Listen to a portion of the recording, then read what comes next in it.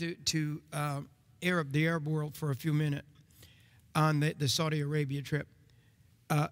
Jared Kushner.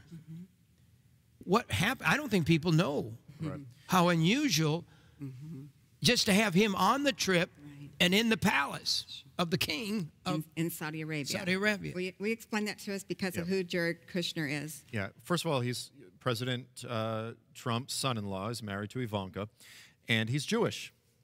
Ivanka converted to Judaism.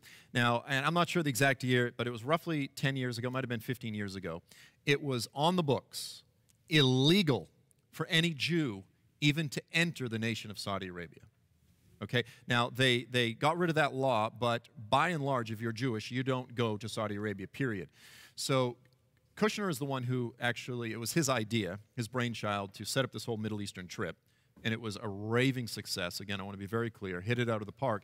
But Ivanka, Jared, Melania, they show up in Saudi Arabia. Again, the most stringent Sunni nation in the world in terms of implementing Islamic law. Melania and Ivanka did not wear a veil, a head covering. All the women there have to be completely covered in black. They didn't do any of that. They didn't kowtow to that culture. And Jared, of course, being a very well-known Jew, showed up, held his head high. And this is what's necessary.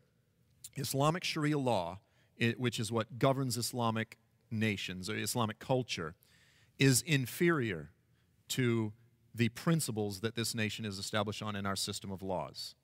And if we have to, and I've said this, we need to regain a sense of cultural superiority, because you can just point to any dozens of things inherent in Islamic law. The value of a woman's testimony in court is only half as good as a man's. That's evil. Our system of laws is superior. If we are going to win the cultural war, then we need to have confidence in who we are, et cetera, et cetera, et cetera. And so everything they did, every little detail, I loved it. Yeah. I was cheering it the whole way. And I think So that was a victory. it was a tremendous That was a victory for Mideast peace. Really, an amazing, great first step at least. And look at what President Obama did. Now, again, I'm not just trying to bash President Obama, but you look at him and Kerry. Just before they got out, what did they do? On the two Jewish holidays of Hanukkah and then Purim. Yes. Purim is, you know, from the book of Esther, when the Jews have this holiday, they celebrate the death of Haman, the victory of God, defending his people, and that whole episode recounted in the book of Esther. Hanukkah is the celebration of the rededication of the Jewish temple after Antiochus Epiphanes. He came in, and this whole story, this is during the intertestamental period between the Old and the New Testaments, recounted in the book of Maccabees, but he tried to wipe the Jewish people out. So on the two holidays where they celebrate the defeat of Antiochus Epiphanes and Haman, two of Israel's greatest historical enemies, President Obama and John Kerry, just as they were exiting, stabbed Israel in the back. If that is not a prophetic picture of what was going on throughout all of the administration in terms of undermining, belittling, disrespecting Netanyahu and Israel in general. That was a clear message as they're, you know, pardoning all of these criminals, letting all these people, including terrorists, out of prison, releasing terrorists from Guantanamo who have then gone over and killed American and foreign soldiers overseas, but stabbing our ally, America, in the back. And then you look at the contrast. President Trump goes over there, stands before the whole Muslim world, calls them to the carpet, calls them, demands accountability in the war against terror, and then goes to Israel and prays at the Western Wall and puts on one of the most pro-Israel displays of any American president yet. I mean, the contrast could be not...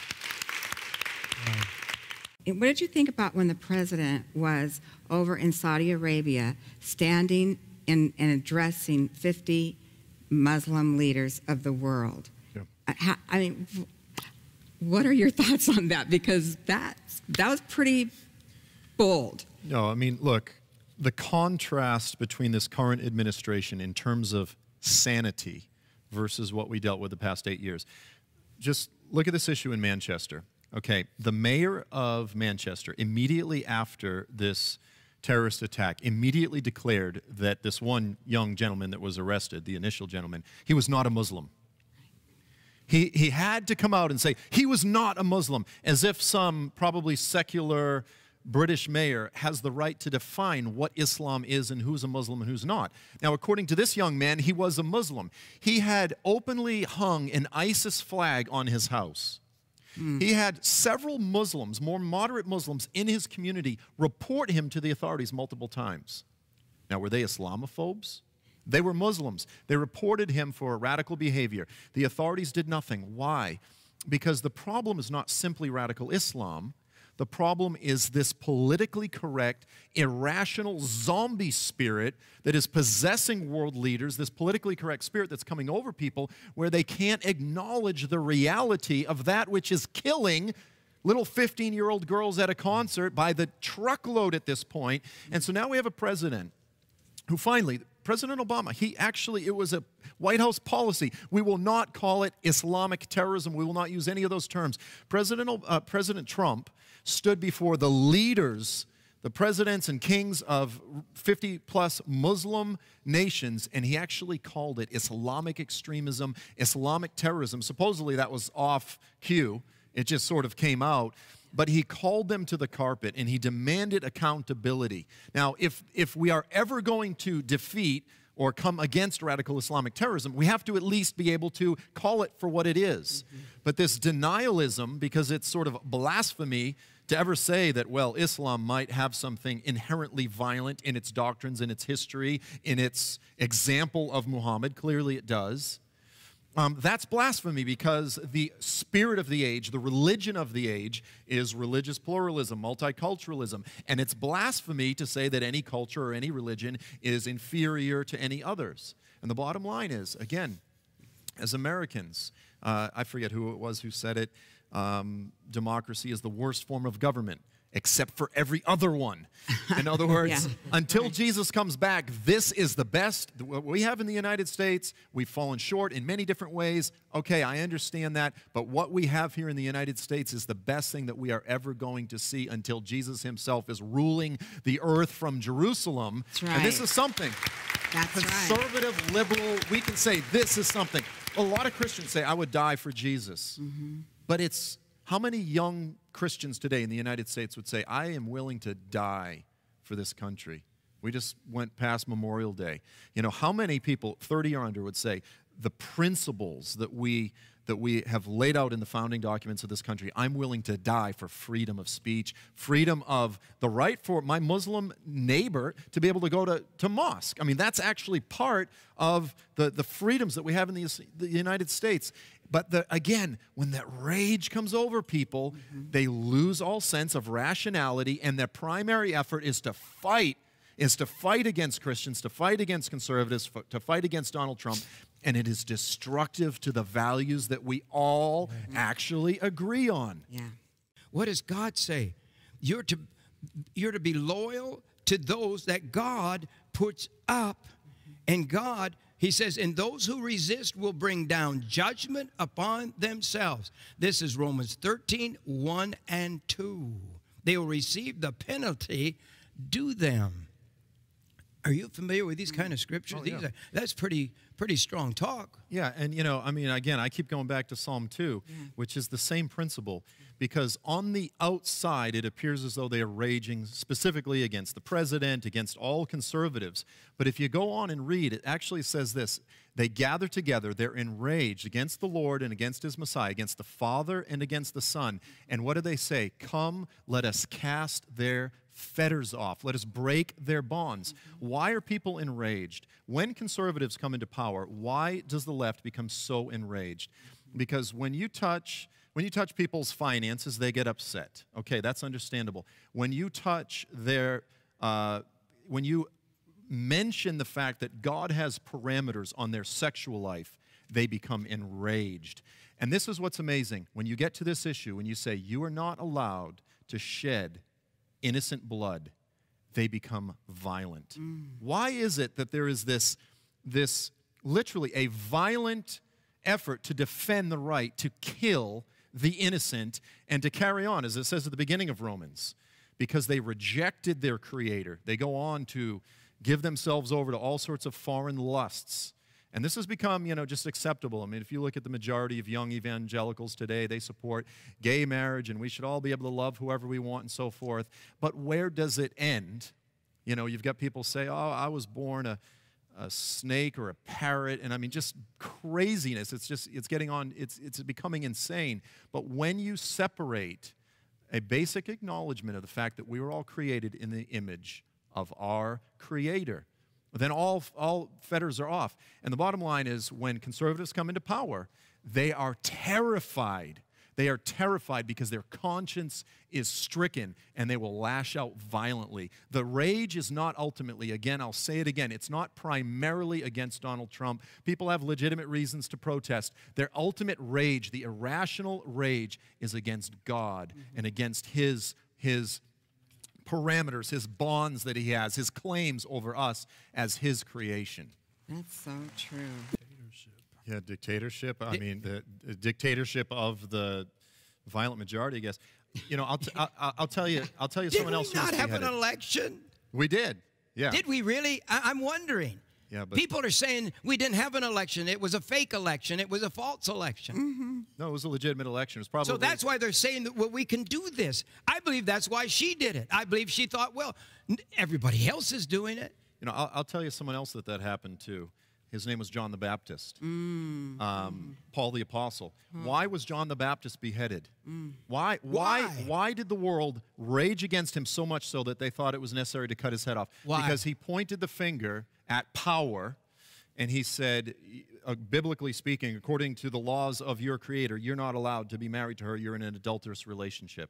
Again, where does that rage come from, that it feels the need to cut someone's head off? It's the same spirit that killed John the Baptist, that killed the 21 Copts in Libya, the Egyptian Copts in Libya. Why? Because the rage of Satan is manifesting itself throughout the earth. And whether it's ISIS or the left, you go, well, they have nothing similar. No, they do. They're both embracing that same antichrist spirit. And literally, again, I'm going to say it, even many in the church are not discerning the spirit of the age, the wicked spirit of this present passing age. And they think it's fashionable, they think it's trend, it's hip to be anti-Trump, particularly among many of the millennials. Again, it's okay to have issues of disagreement. It's not okay to become partners with the spirit of the world. Last time I was here, I made a few comments, and there were a few left-wing news organizations that went crazy. And they went nuts because I said this. I said, many of those who are protesting Trump, on the outside, they're expressing rage at Trump. And I said, it jots my mind to Psalm 2.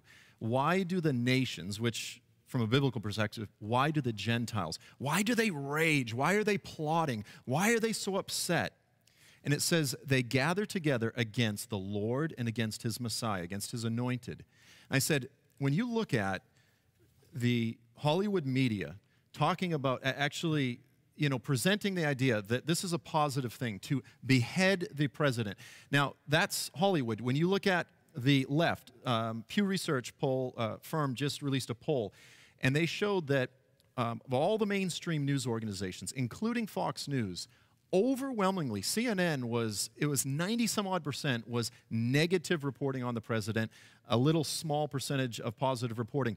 You have a culture in the United States that is not rational. When you have people who are openly calling for the president to be assassinated, where this is all in good fun, the idea of beheading him, when you have people destroying police cars, saying, oh, this is acceptable to literally become violently assault anyone who disagrees with you. Right. And I said, this is not rational. You can say, oh, they're just expressing the legitimate right to protest. Listen, there are issues over the past several months that I've had disagreements with the president. All Americans have the right to disagree with anyone in the office because they are there to serve us. But if you want to try to justify this as a legitimate form of protest, if you want to try to validate this, then go ahead. But the point is this. There are people, the rage is so tangible. There is such a culture, and they're rooting one another on. CNN fired Kathy Griffin. Yes. But you know something?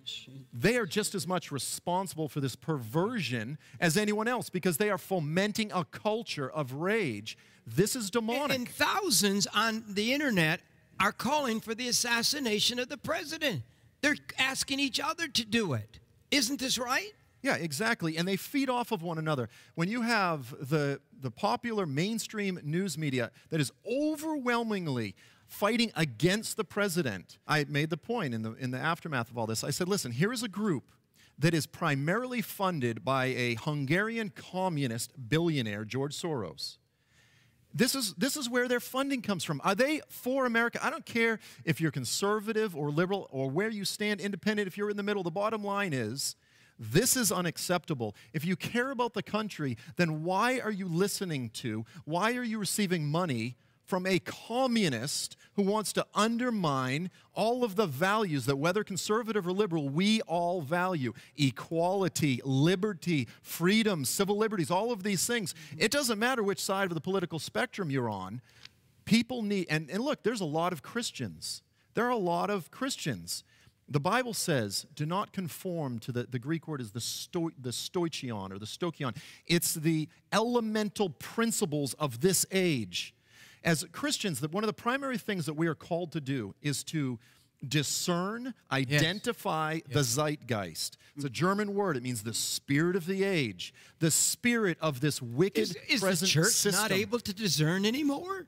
The church is conforming to this spirit of the age, to the worldly spirit. They're embracing the hatred. They think it's righteous. You know, I'm convinced that when Psalm 2 actually culminates and people are gathering together against Jerusalem, against the Lord, against His anointed, there will be many who claim to be Christians in this, and they will claim that it's righteous indignation. No, it is a demonic, irrational spirit of rage.